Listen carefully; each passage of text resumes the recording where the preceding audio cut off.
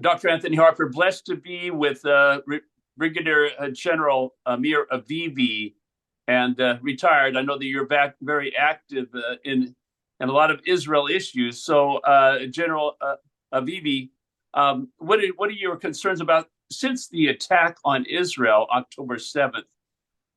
What has been going behind the scenes? What would you like to share with our audience? Well, I'd like to start by saying that Saturday morning, 2 weeks ago, Hamas launched a very big attack with more than 3,000 terrorists that really stormed our towns in the south and did atrocities that we haven't seen since the Holocaust. They burned people alive, they decapitated babies, they raped women, they killed many civilians. More than 1,000 civilians were killed in this attack on 22 towns and cities. They also attacked military posts, and overall in one day, 1,400 Israelis were murdered brutally, and 200 hostages, or more than 200 actually, were taken to Gaza. It's like 20 times now 9/11 the US, and the brutality and the evil are inconceivable. And Israel, few hours after it started, declared war. We haven't declared a war since the Yom Kippur War 50 years ago. And we mobilized our whole country and army. And it took us something like 3 days to really restore control of the southern border with Gaza, of the towns. We had to evacuate all citizens in this area, more than 100,000 people that were evacuated from their homes. Many don't have homes left anymore. Mm-hmm. And Israel declared very, very clear-cut goals for this war: to completely destroy Hamas and Palestinian Islamic Jihad, to dismantle all terror infrastructure in the Gaza Strip, and to ensure that never again there will be any terror capabilities in the Gaza Strip. And in order to do that, we amassed a very big force in the south. We have been attacking with the Air Force all the terror infrastructure in Gaza, but we understand that to achieve these goals, we need to launch a big ground incursion that will go into Gaza and will probably take a few months to really destroy this whole terror infrastructure and clean the Gaza Strip from terror presence. At the same time, because this is all Iran, really controlling and managing all these terror attacks, we have been having attacks of Hezbollah in the north, many anti-tank missile shootings, mortars on our positions, and we are in constant combat on the border of the north. It's not a full-scale war with Hezbollah, but it's fighting along the border. We had several casualties in the north, and we killed around 25, 30 Hezbollah operatives. Iran has also amassed forces in southern Golan Heights of Iranian militias. So we're really dealing with an octopus of Iran that is surrounding us. And but our main focus is the ground operation that is imminent and will happen probably in the coming days in Gaza. I know a lot of our audience are really concerned about the safety of the IDF going into Gaza. And we've heard in the news about tunnels, the massive tunnel situation in Gaza. And we're all praying for Israel. And I know there's a special blessing for those that bless Israel. I know you've got a very big responsible position there, and you've been through a lot of valuable experience. And what would you like to share as far as about how people can be a more support to Israel. I know there are different websites to support victims and their families. And do you have a website that you would like for people to know about where people can donate and help? And specifically, would it be of help to the Israel military specifically? Yes, we are doing a huge work to support the IDF and support the towns and the civil also security apparatus. Our website is idsf.org.il, and I think that it's very, very important at this time. This is one of the most complicated and dramatic wars Israel has ever had, more than the Yom Kippur War. It's almost similar to the Independence War. And the challenges are just at the beginning. We don't know what will happen in the north. Hezbollah might go into full-scale war, and this is a much, much bigger war than what we're experiencing in Gaza. So we understand that this is a very big campaign that might take months and maybe more. The whole Israeli society has mobilized. I must say that the motivation is high. Everybody is united. Everybody is helping. Everybody is volunteering. Our soldiers, the morale is really, really high. They are determined to go in and destroy our enemies. It's amazing to see the Jewish people, uniting and fighting like that.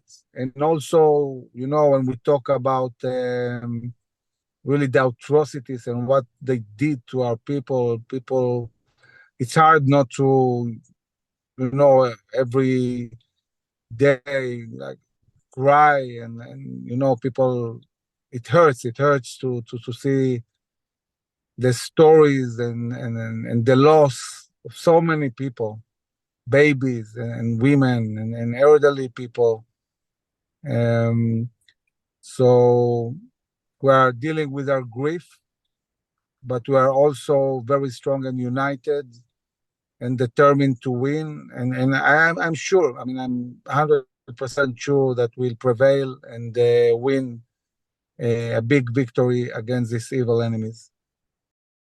What would you say about your concerns about people that would say, hypocritically, that they support Israel, but yet they, in the guise of humanitarian aid, are financially supporting Hamas and Iran, as well as the Palestinian Authority and the UN agency UNRWA? We've seen what pure evil looks like. And I think it's disgraceful that people are willing to support people who behave like Nazis, worse than ISIS. And this is not me saying that, this is President Biden saying that. And I think that in times like that, the West needs to understand this happened to us, you are next.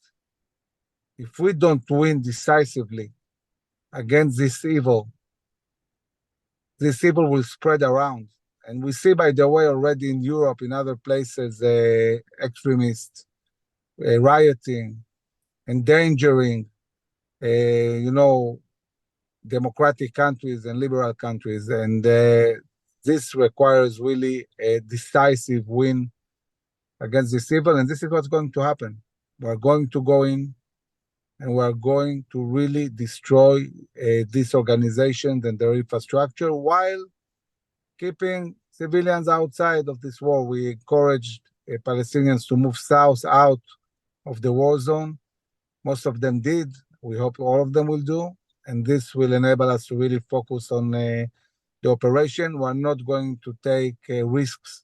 We're going to maneuver very aggressively and without a lot of air power and artillery and everything needed to secure our soldiers and to have a victory as soon as possible.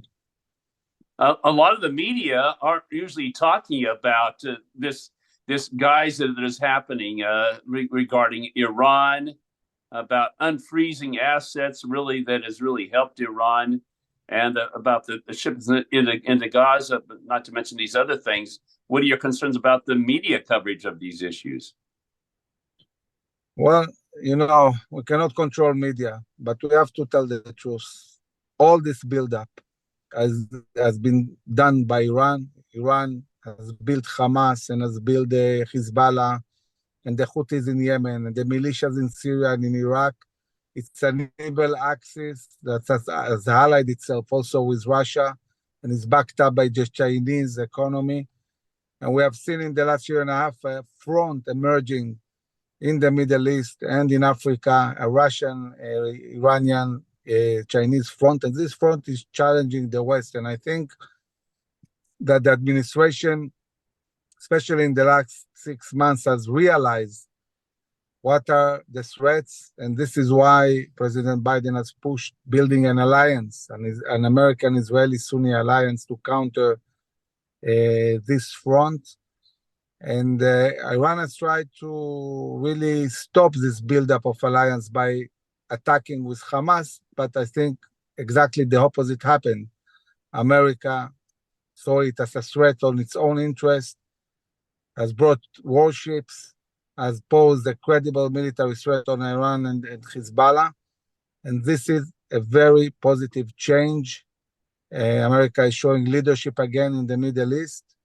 And the bigger the victory of Israel will be, the faster we'll see peace agreements and the buildup of a strong alliance, a coalition of the West, Israel, and the Sunni world against the evil axis of Iran.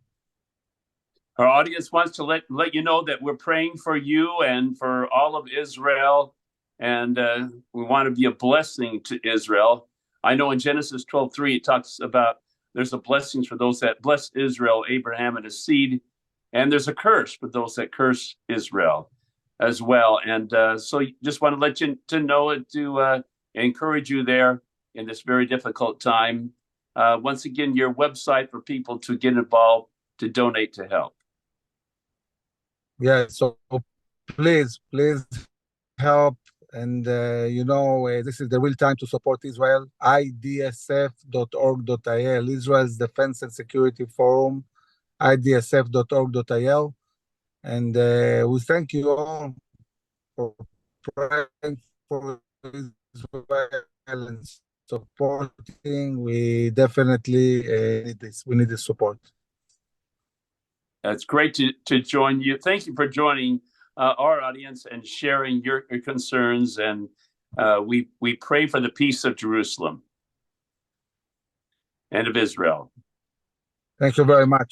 It was a real pleasure, Thank you. Dr. Harper. Thank you for the interview. Hello, my name is Amir Avivi, and I'm the founder and CEO of IDSF Habitronistim. 73 years ago, the modern state of Israel was founded. Against all odds, and despite the best efforts of the Arab countries and naysayers across the globe, we, the Jewish people, established a modern Jewish democracy in our ancestral homeland. Let me ask you a simple question. Why have the Palestinians not been successful in establishing their own state? The United Nations partition plan handed an Arab state on a silver platter, but the Arabs rejected it. They chose not to declare statehood. They repeatedly refused statehood as recently as in 2000 and 2008. They were offered Gaza, almost all of Judea and Samaria, parts of Jerusalem, all rejected.